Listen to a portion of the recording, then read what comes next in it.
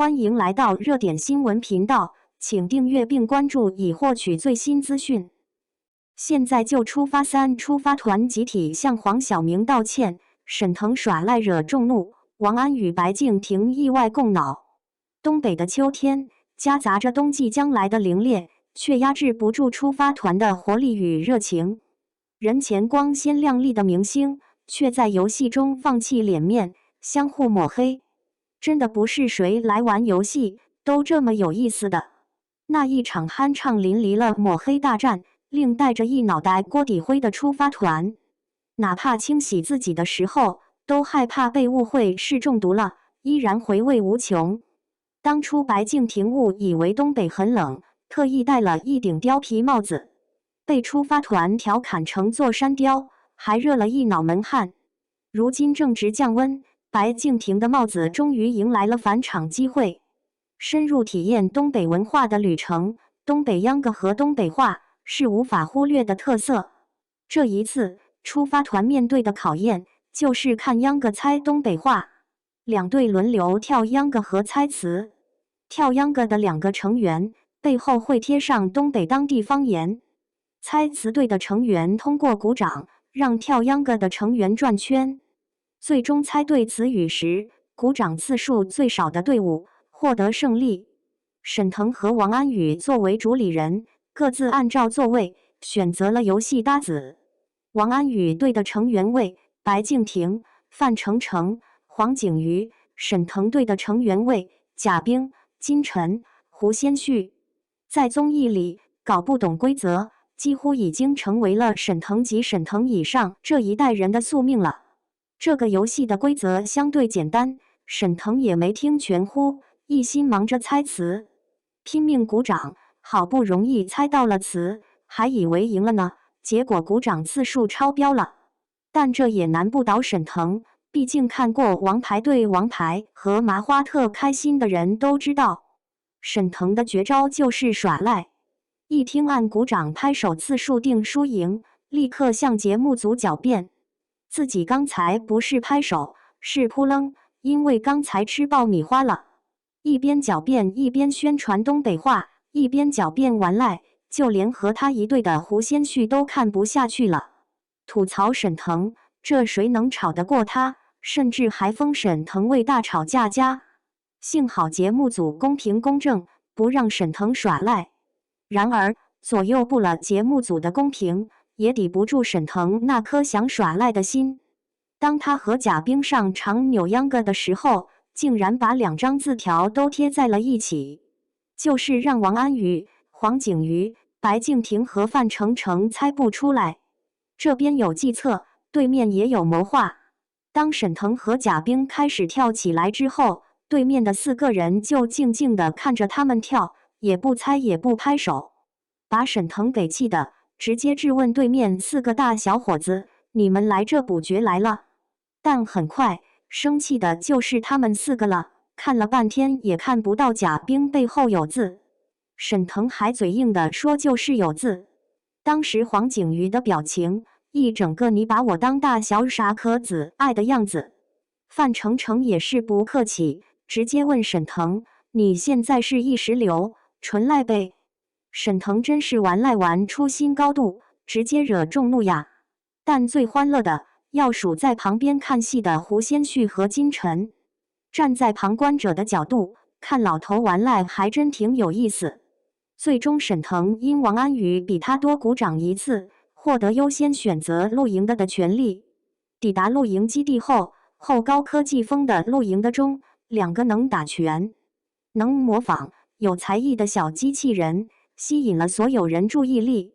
谁能想到精通巴西柔术的黄景瑜竟然被一个还没有他腿长的机器人给揍了。还是范丞丞猛，伸手就把机器人给扒拉到一边去了。和高科技风的露营的比，旁边的茅草屋露营的简直就是一个天上一个地下。然而峰回路转，原本已经接受现实的王安宇队突然得到了一个可以互换营地的机会，那就是进行名为神比小马良的游戏比拼。规则非常简单，2队各出1人画画，其他人根据话的内容进行猜词，猜对更多的一队获胜。如果不是玩这个游戏，谁会知道原来王安宇不仅打篮球是专业的，还有个绰号叫大画家呢？这个环节最搞笑的是脑回路的相互冲击。贾冰画了一把刀，加上一个骑马的人来表达杀骑马。可沈腾看到那幅画，反应过来的词不是刀削面，就是驴肉火烧。除了都是吃的之外，跟答案是半点不沾边呀。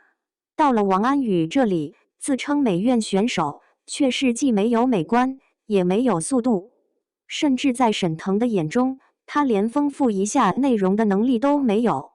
如果不是白敬亭强行与王安宇共脑，逼自己理解王安宇的画风和脑回路，这一趴又成了王安宇的丢脸时刻了。当作画人变成白敬亭和沈腾，王安宇也是争气，接连秒懂白敬亭的思路。这一刻，与过天庭组合嗷嗷上大分。在这一趴里，王大将军一雪前耻，棍哥已经不是当年的棍哥了。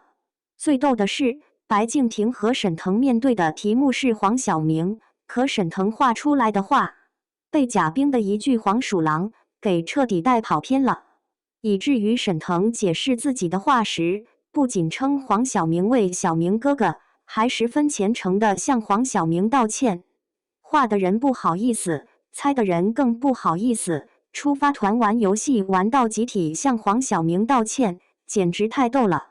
这个游戏最煎熬的时刻，大概就是画画的人不能说话，只能疯狂作画。但无论怎么提示，猜的人都说不到点子上的无力感吧。看到白敬亭和沈腾捶桌子捂脸，看似怒火冲天，实际上是彻底没招了的样子，真的笑到肚子疼了。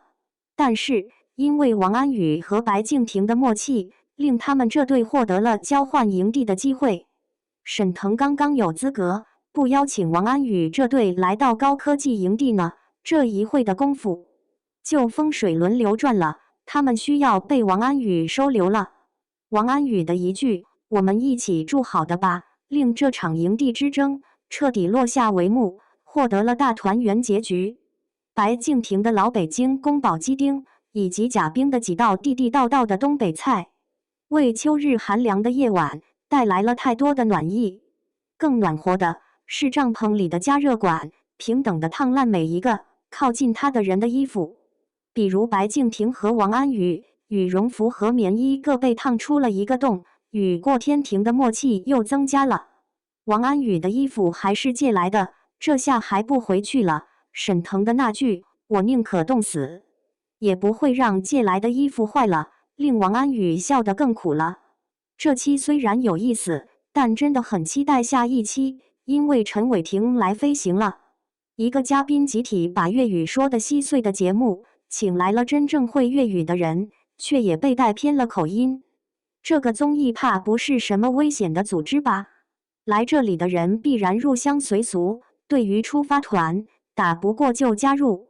当全能艺人陈伟霆平等的创飞出发团每一个人时，难怪王安宇都只能连滚带爬的离开。一个人对抗整个团队，陈伟霆不仅是王安宇的竞品，应该是整个出发团的竞品吧。